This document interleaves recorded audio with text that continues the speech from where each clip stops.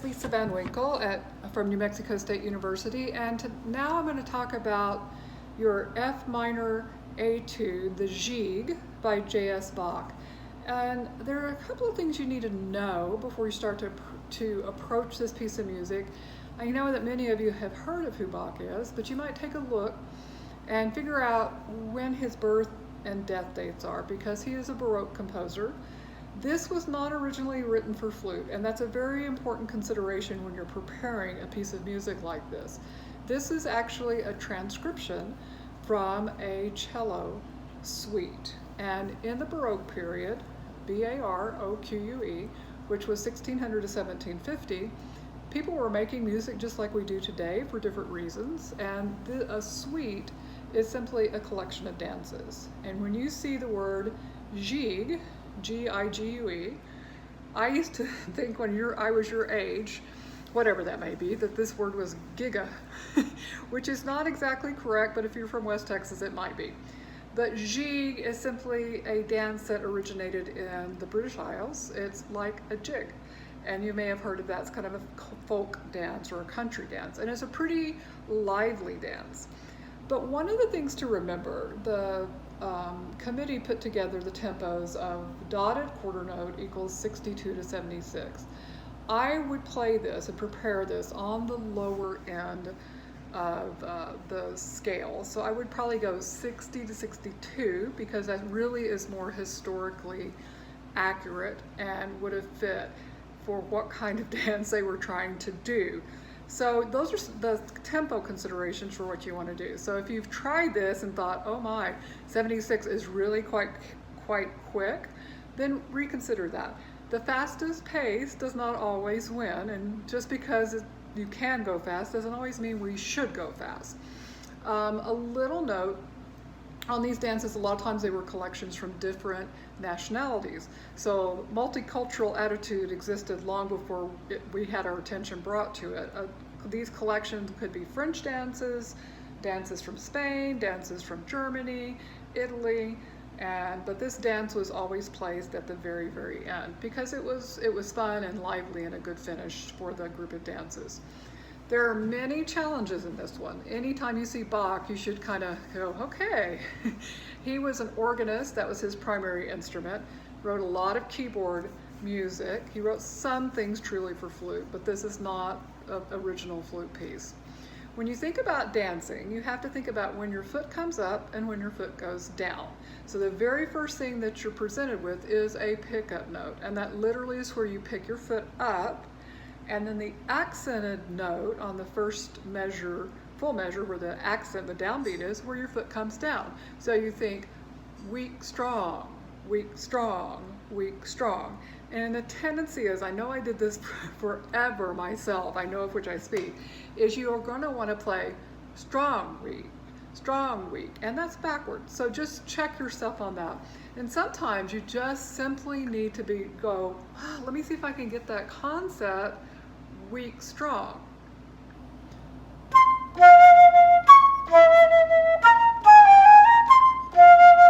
And that gives you the right momentum. Up, down, up, down. And that's really one of the most basic concepts that you need to understand right away. Please, please don't learn this. Don't be dancing upside down, throwing your knee really high in the air, because it's kind of embarrassing. I would strongly suggest that you learn this just like the other one. Learn it to the eighth note. Think 3, 1, 2, 3, 1, 2, 3, 1, 2, 3, 1. And because that will really calm your nerves when you get super nervous. If you spend a lot of time learning something slowly and with a real control and mastery, you'll be able to go any speed. And that sounds hard to believe right now, but it really, really is true. If you started on this, you probably notice that it doesn't necessarily stay in the same sound or the same key. And it doesn't, and that's very, very much what Bach did as a composer. He was constantly starting in one key and then modulating or changing to a very close key, like the one next door or its relative major or minor. This starts in F minor, so therefore it would be really smart to know your F minor scale. and that's related. If you look in the key signature, you see there's 4 flats, and maybe you're familiar with A flat major. So first, just play your A flat major scale.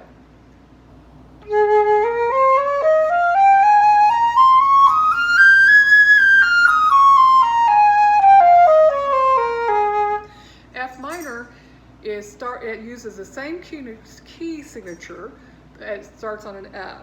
There are three types of minor scales, and this one mainly is in harmonic minor, which means that the E flat will become an E natural. And you can see that in the first couple of measures. Automatically have an E natural, like, hey, we had an E flat in the key. But that's your leading tone in F harmonic minor. So learn that scale, which is F, G, A flat, B flat, C, D flat, E natural, F.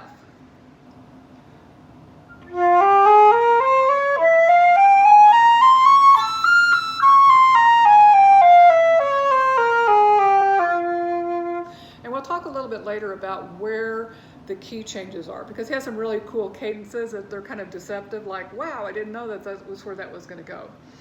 The other thing that is very stylistic with Bach is he takes information and he repeats it. And sometimes he repeats it exactly, and sometimes he sequences it, which means he repeats it, but it's either at a higher or a lower pitch level, but it's the same organization of notes.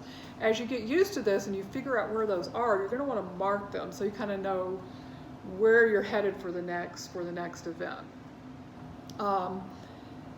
The next thing that we're talking about is grace notes, because these are the things that are going to be probably the deciding factor for how successful you can be in executing this etude. This etude, you learn the entire example, and it is challenging just mentally to know where you are at all times. Slow for a really long period of time will get you there.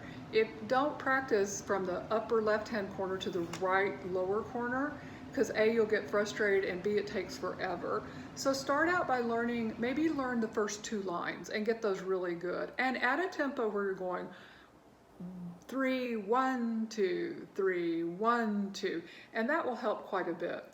I forgot to mention this to you at the beginning, but put line numbers and then put measure numbers. So as I talk along on this, you'll know easily where I am so that you can get that.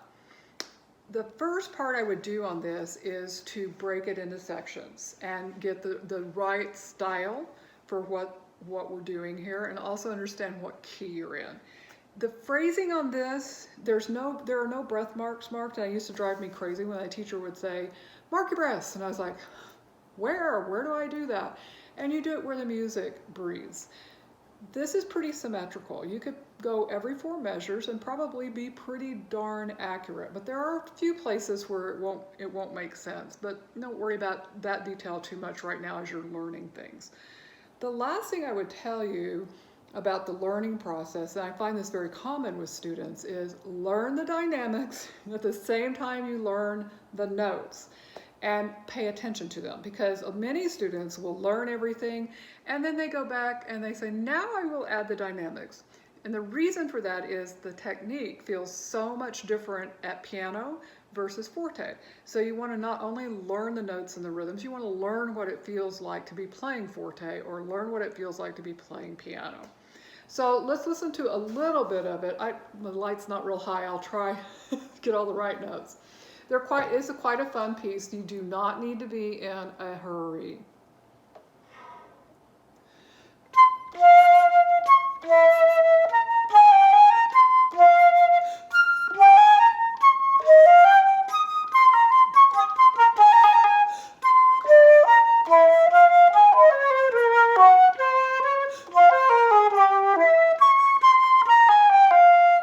And that'll take you through the first idea until the first major group of all these crazy little grace notes. Now here's what I suggest. I'm on line 3 in measure 15. Is make some discoveries. Oftentimes when I'm going to say, okay, that looks a little bit problematic to me, is I just take really small bites. So the first thing I'm going to do is I will leave off the grace note. But I'm going to start noticing, does a grace note repeat itself? Does the material repeat itself? Well, let's take the grace notes off, starting in measure 15, and see what we have. Next one.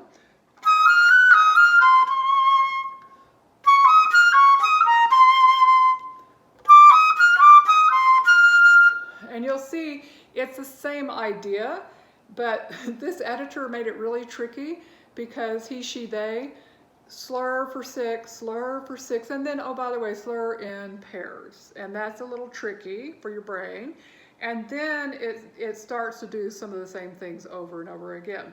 So if you notice, I left out 2 notes. I just went da da dee da dee da dum, and then start the next one. And that's what I would suggest for you to do for the first few times through. So I'm gonna start at 15, and we're gonna go all the way to measure, the downbeat of measure 24. 1, 2, 3, 1.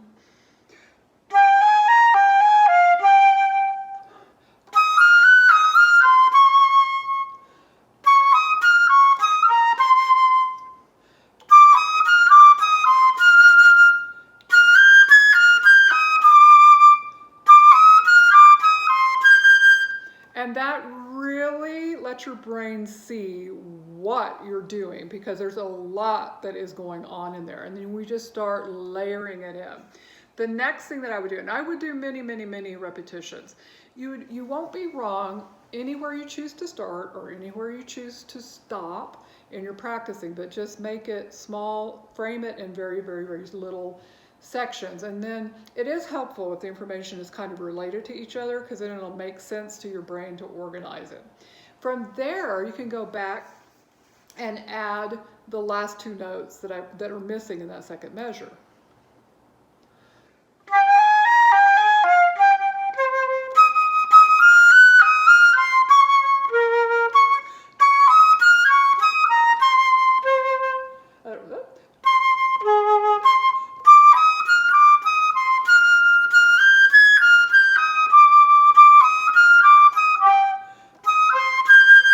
Apologies, a little bit of mess there, but that gives you a little bit better idea. Now it's starting to have a little bit more flow.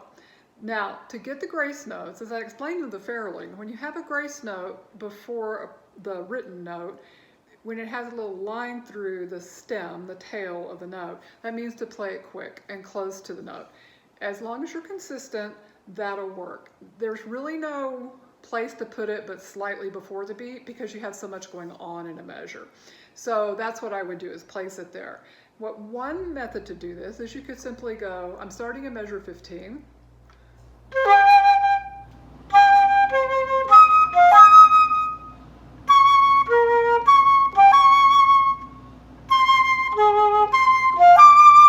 So that your ear starts to hear where those are going. One of the big problems is going to be that your fingers, if you're not careful, your fingers are going to be on a C, are going to be way up here trying to get to the G, and you're going to be late. Or from F, this is the one for me that I just like, hate, is going F to E flat. So if you're like F to E flat, you're going to be really late. It's going to be really awkward. So one of the benefits you're going to get from this is learning how to control your finger height a lot better. The better your control of your finger height, the quicker you get to play. So, duly noted.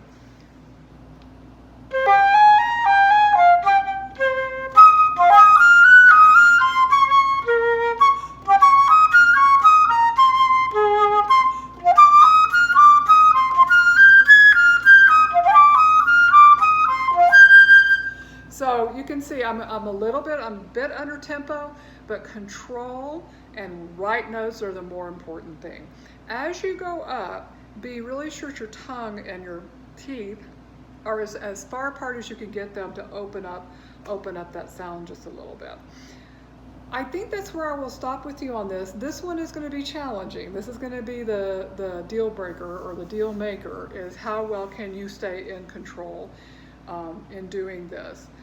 Best advice, go slow, learn it in 3, record yourself, check your articulations, check your dynamic changes, and see if you've got that right. You may have noticed that in measure, where did I do that?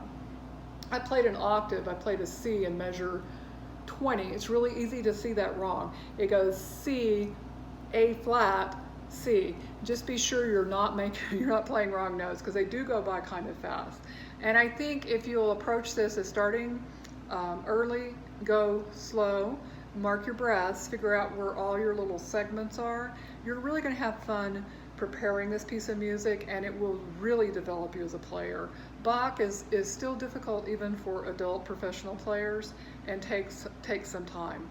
I wish you good luck on your journey with Bach, and I hope you'll learn to love it. Check out a YouTube recording. Go and listen to the Bach Cello Suite number 2. Just type that into YouTube and listen to some great cellists play it. And you'll find that my comments about tempo, not being too fast, is very important to stay within the style, period. I wish you the best luck. Let me know if you have questions. Thank you.